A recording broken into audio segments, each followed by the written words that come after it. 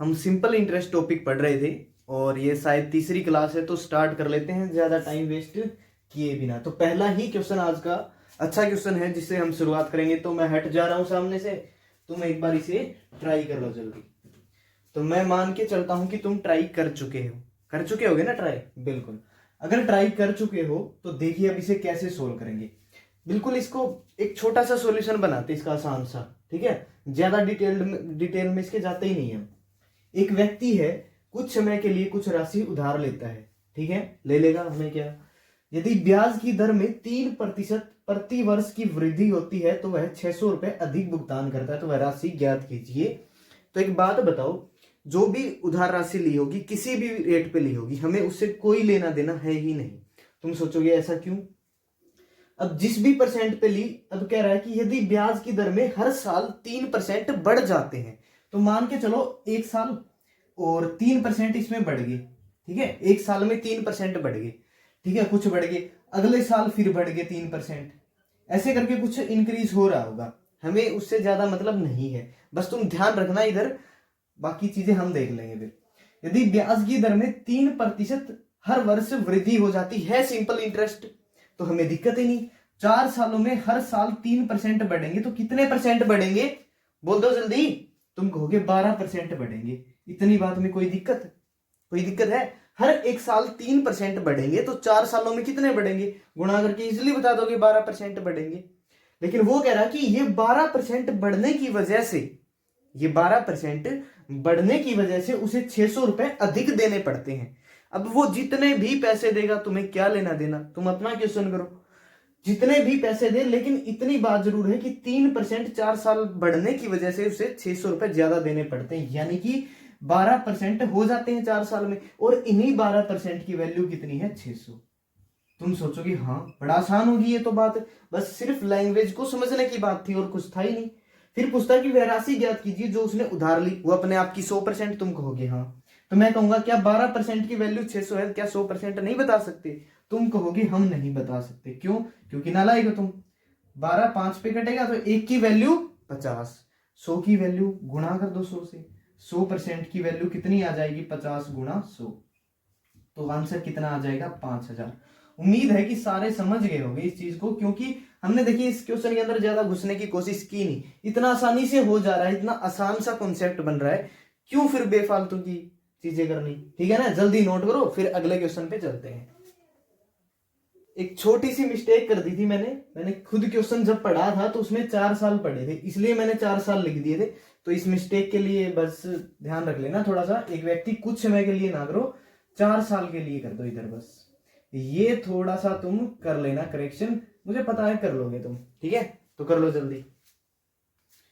अब उसी टाइप का एक क्वेश्चन ये तुम्हारे लिए है, तो तुम जल्दी से इसे ट्राई कर दो। ट्राई क्या कर दो, इसका तो आंसर निकालो जल्दी से तुम, बस जल्दी से इसका आंसर निकाल दो, फिर देखते हैं कि कैसे कुछ करेंगे। जिसको थोड़ा सा कम समझ में आया था पिछली बार, वो इस बार समझ लो। 6 साल के लिए कुछ राशि उधार दे दी, ठीक है, हर साल 4% की इंक्रीमेंट हो जाती है, हर साल 4% बढ़ेंगे तो 6 साल में कितने बढ़ेंगे? तुम कहोगे गुणा करवा दो। इसमें क्या कौन सी बड़ी बात है? कितने परसेंट? 24%। और इसी की क्वेश्चन के अकॉर्डिंग वैल्यू कितनी? 960, 960 रुपए। एक की वैल्यू कितनी? तुम कहोगे कट पिट के आ जाएगा कितना? 40। तो मैं कहूंगा 100% कितना? तुम कहोगे 4000। बिल्कुल आसान क्वेश्चन तुम्हें लगने लगा होगा, जल्दी जल्दी कर देंगे इसको सोल्व जब भी तुम्हें एग्जाम में दिखेगा, ठीक है। तो मैं हट गया हूं सामने से, तुम नोट कर लोगे। अब जो टाइप हमने पढ़ी थी उसी टाइप से हम थोड़ा सा ऊपर जा रहे हैं, ठीक है ना। ये क्वेश्चन की फॉर्म है, यानी कि जो एग्जाम के अंदर हमें देखने को मिल जाते हैं, तो वो अब हम ट्राई करेंगे। तो मैं हट रहा हूं सामने से, तुम ट्राई कर चुके होगे। अगर तुम ट्राई कर चुके हो तो देखो, अब वो जो चीजें हमने पढ़ी है ना, हर एक चीज वो लॉजिक से पढ़ी है, ऐसे ही नहीं मुंह उठा के कुछ भी पढ़ रहे हैं। तो देखो, यदि ब्याज दर पर 800 रुपए 3 साल में 920 हो जाते हैं, यदि ब्याज दर में 3% की कमी होती है, यदि ब्याज दर में 3% प्रति वर्ष की कमी होती है, तो 3 साल बाद वह राशि कितनी होगी?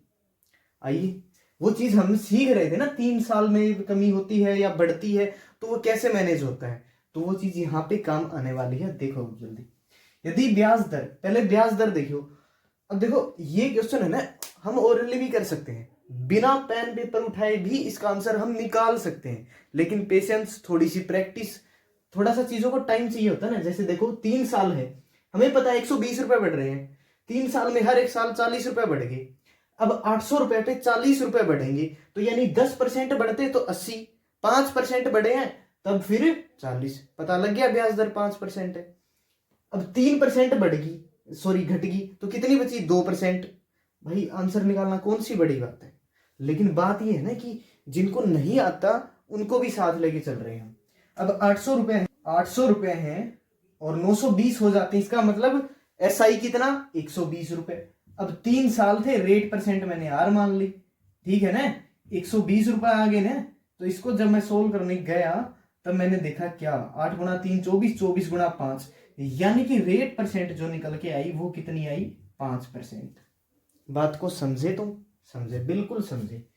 तुम जितना समझदार मैंने कोई देखा ही नहीं, बस पता नहीं इतने समझदार कैसे बन गए। यदि ब्याज दर में 3% की कमी होती है, यानी कि ब्याज दर 2%। अब 2% लगा नहीं सकते क्या तुम 800 पे? 2% 3 साल में गुणा कर दोगे 100, तब पूछ रहा राशि कितनी आ जाएगी। अब 2% का तो परसेंट नीचे ले चुके ना, इसको हटाओ।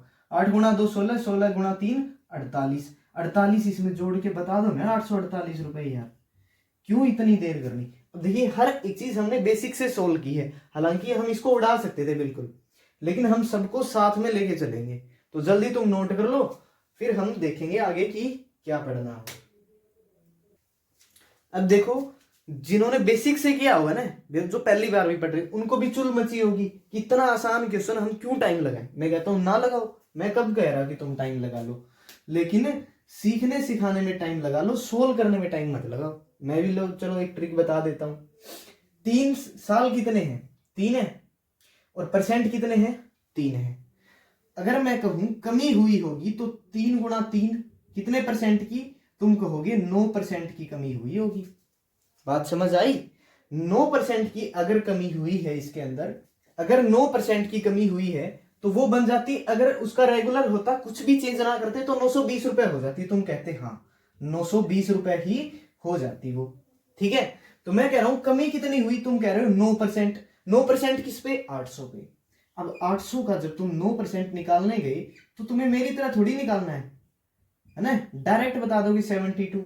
अब इसमें से 72 कम कर दो, 72 जैसे ही तुमने कम किया तो ये 848 ही बचेगा। भाई साहब बिल्कुल, मैं कह रहा था जान निकालो चाहे इस क्वेश्चन की। अब लेकिन बात वही है कि इतना इजीली भी हो रहा है तो क्यों पंगे लेने, फिर जो हमारा टाइम लेगा हमसे फिर देखेंगे उसको हम। तो जल्दी नोट कर लो फिर देखेंगे आगे।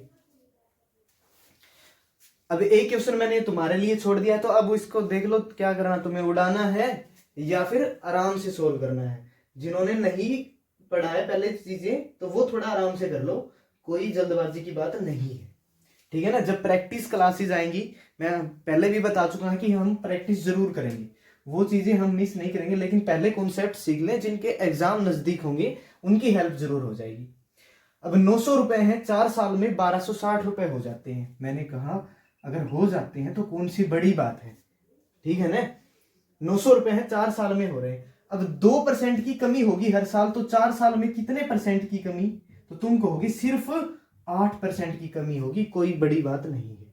तो मैं कहूंगा किस पे होगी, तुम कहोगे 900 पे। 900 का 8%, बताओ जल्दी, 9 गुणा 8 72, फिर से। अब 72 रुपए इसमें से घटा दो, कौन सा यार बड़ा काम है, जल्दी जल्दी कर देंगे हम, कर दोगे ना तुम भी। 1188 रुपए यही आंसर है। चाहे कितने भी तरीके से इसे निकाल लो, टाइम वेस्ट करना क्या मतलब, कोई फिर मानता थोड़ी उस चीज में। जल्दी करो फिर आगे चलते हैं। नेक्स्ट क्वेश्चन देखो। अब देखिए टाइप वही है क्वेश्चन की अब भी, लेकिन लैंग्वेज में चेंज है। देखो चेंज क्या है, यहां पे 4 साल है, 2 कर लो इसको, 2 करके सोल्व करो इसे, ठीक है। यहां पे 2 साल है और अब यहां पे 5 साल है। हमें ये जरूरी थोड़ी है ना कि हम आसान आसान चीजें सीखते चले जाएं और पढ़ ले, ये भी पढ़ लिया ये भी पढ़ लिया, एग्जाम में गए तो उसने चेंज कर दिया और फिर हमारे हाथ पैर फूल गए, तो कोई फायदा नहीं है ना उन चीजों से। तो ये भी ट्राई करो, देखो इस टाइप के क्वेश्चन को हम कैसे करेंगे। फिर जितने तरीके से हमसे क्वेश्चन पूछा जा सकता है हम सारे के सारे तरीके पढ़ लेंगे। पढ़ लोगे ना तुम भी? हाँ, नहीं पढ़ोगे जाओगे कहाँ? अब देखो 1320 रुपए हो जाएंगे 1220 में। तुम ये बता दो क्या 100 रुपए नहीं बढ़ रहे हैं? और कितने साल में? तुम कह रहे हो 2 साल में, यानी कि हर एक साल कितने रुपए? 50 रुपए पर ईयर। क्या इतनी बात में कोई डाउट नहीं है? ध्यान से देखते रहना बस। नजर हटी दुर्घटना घटी, देख लो बस तुम, मेरे को भी याद होगी ये तो अब ये बताओ 5 साल में 3 गुणा 5 तुम कहोगे 15% का इफेक्ट आएगा। इस बार 15% का इफेक्ट आएगा। तो मैं पूछूंगा कितने पे? तुम कहोगे 1220 पे। देखते जाना तुम गलतियां कहां करोगे इस क्वेश्चन में। मैं ऐसे बोलता नहीं हूं, देखते जाना। मैं कह देता हूं कि आसान क्वेश्चन है करके हट जाओ जल्दी, लेकिन इसको देख लो, मुझे पता है मिस्टेक हो जाएगी। तो ये 3 गुणा 5, 2 गुणा 5, इसको काटोगे 61, 61 इंटू 3 और 183। ठीक है, अब तुम घटाने बैठ गए 1220 में से। ठीक है, 1220 में से नहीं, 1320 में से। 1320 में से जैसे ही तुमने घटाया, 100 रुपए घटते ही 1220 बचे। 1220 में से भी 83 अभी हमें और घटाने हैं, तो वो कितने बच जाएंगे? वो बच जाएंगे हमारे 1137 रुपए। अब 1137 रुपए यहां से बच गए। तुम बोलोगे ये तो बड़ी गड़बड़ होगी। मैं कह रहा हूं तुमने ये नहीं ध्यान दिया, वो 2 साल का हिसाब किताब था और इधर 5 साल हैं, और हर एक साल 50 रुपए बढ़ जाते हैं, तो कमी हो रही है ना। तो 5 साल बाद वह राशि कितनी होगी? तो इसके अंदर 150 रुपए और बढ़ जाएंगे। इसके अंदर 150 रुपए और बढ़ जाएंगे। वो कितने हो जाएंगे? 1287, क्योंकि 2 साल ही थी, यहाँ पे 5 है। 3 साल का हिसाब कहां जाएगा? पूरा पूरा प्रॉपर हिसाब देना पड़ेगा, ऐसे नहीं है कुछ रख लोगे पास में। तो जल्दी से नोट कर लो, जिसको कम समझ आया वो दोबारा देख लो। ये सीजीएल का एक प्रीवियस ईयर क्वेश्चन है, यहाँ पे मैंने मेंशन कर दिया है। तो एक बार जल्दी से इसे पढ़ देते हैं। एक एक काम को इतने दिनों में करता है, और ये उनकी एफिशिएंसी के बारे में दिया है। तो जल्दी जल्दी हम इसे पढ़ के सोल्व करते हैं। बी जो है वो ए से 25% ज्यादा कुशल है। 25% का मतलब तुम कहोगे 1/4, यानी कि बी ए से ज्यादा है। किससे? ए से। फिर कहता है कि सी बी का 50% है। सी बी का 50% कर दिया। रेशियो की तरह इन्हें सोल्व कर दोगे जल्दी से, 8, 10 और 5। फिर कहता है कि ए उसी काम को 11.5 दिन में कर देता है। अब ए इसी काम को कितने दिन में कर देगा? 11.5 दिन में। मल्टीप्लाई करोगे तो कितना आ जाएगा? 92 है, यानी ये है अब टोटल वर्क। इसे मिल करके करेंगे एबीसी। कितने दिन में? 23 दिन में, यानी कि 23 गुणा 4 92। तो आंसर क्या आ जाएगा? 4 दिन। जल्दी से टिक करके आगे बढ़ जाओगे। और जिसको ये अच्छे से सीखने हैं वो फिर क्लासेस देख ले जाके, फिर अच्छे से समझ आएगा।